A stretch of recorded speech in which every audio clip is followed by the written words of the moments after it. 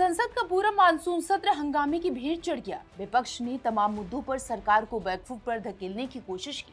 नतीजा ये हुआ कि संसद में जबरदस्त हंगामा हुआ, लेकिन कहानी सिर्फ यहाँ तक ही कहाँ खत्म होने वाली थी, क्योंकि लोकसभा में नेता प्रतिपक्ष और कांग्रेस नेता राहुल गांधी ने रचनात्मक कांग्रेस के सम्मेलन में सरकार पर निशाना साधते हुए ऐसी भाषा का इस्तेमाल किया जो शायद कोई सोच भी नहीं सकता।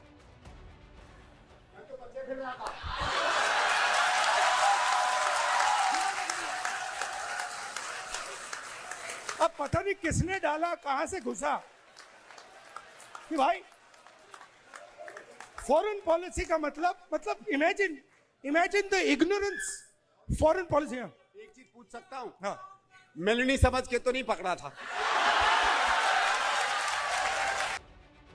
अब यहाँ राहुल गांधी से जरा कोई पूछे कि सरकार की आलोचना करने तक तो सब ठीक था, मगर किसी दूसरे देश की सबसे बड़ी नेता का नाम लेना आखिर कहां तक सही है?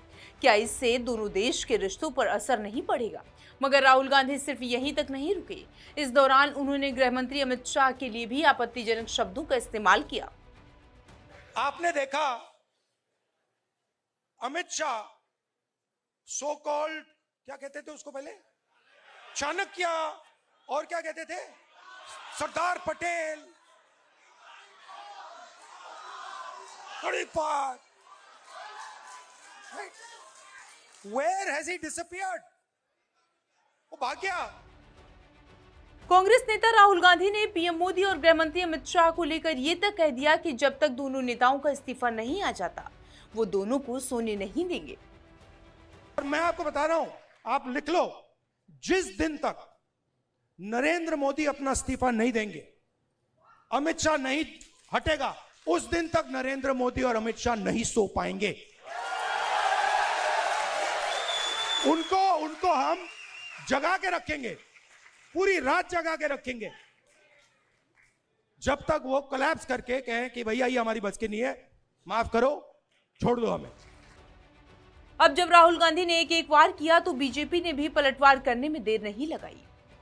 जहां बीजेपी सांसद निशिकांत दुबे ने पूर्व पीएम इंदिरा गांधी की वो तस्वीर सोशल मीडिया पर साझा कर दी जिसमें वो क्यूबा के पूर्व राष्ट्रपति फिदेल कास्ट्रो और फिलिस्तीन के नेता यासीर अराफात से गले मिल रही थी। इसके अलावा बीजेपी के तमाम नेताओं ने सोशल मीडिया से लेकर मीडिया के कैमरों तक आकर राहुल गांधी पर जमकर निशाना साधा। ये दो लोग गले मिल रहे थे भारत की विदेश नीति के ऊपर अत्यंत अशोभनीय टिप्पणी करने के बाद। एक वो संदीप दीक्षित, जिन्होंने ये बोला था कि भारत का सेना अध्यक्ष सड़क छाप गुंडा है, और दूसरे वो राहुल गांधी, जिन्होंने जेएनयू में जाके भारत तेरे टुकड़े होंगे इंशाअल्लाह कहने वाले लोगों का समर्थन किया था। छी छी छी छी छी छी छी छी। कल जो हरकत एलओपी ने किया राहुल गांधी ने, वो शायद सड़क छाप से ज्यादा नहीं था, और ये फ्रस्ट्रेशन में है। विदेश नीति अगर नहीं समझ पाए तो अब समझ भी नहीं पाएंगे, क्योंकि अब इनका विदेश नीति देश के बाहर जाके सरोज जैसे लोगों से मिल करके भारत को गाली देना ही इनका विदेश नीति है। राहुल गांधी के इस कदम से विपक्षी खेमे में भी खलबली मची। कोई सराह रहा तो कोई किनारा कर रहा। ज्यादातर नेता इस बवाल से बचते हुए नजर आ रहे।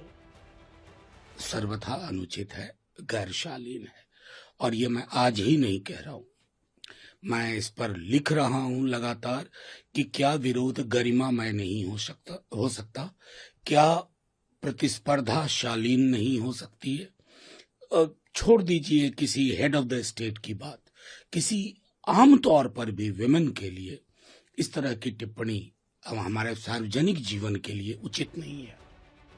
बहरहाल इसे राहुल गांधी की कमजोर राजनीति कहें या उनके सलाहकारों का अद्भुत ज्ञान, राहुल गांधी जब थोड़ा माइलेज लेती हैं, ऐसी हरकतों के बाद फिर धड़ाम से नीचे आ जाते हैं। वहीं प्रधानमंत्री और गृह मंत्री पर ऐसे बयानों पर सवाल यही, विवादित बयान, तू तड़ाक की भाषा, राहुल की राजनीति या निराशा।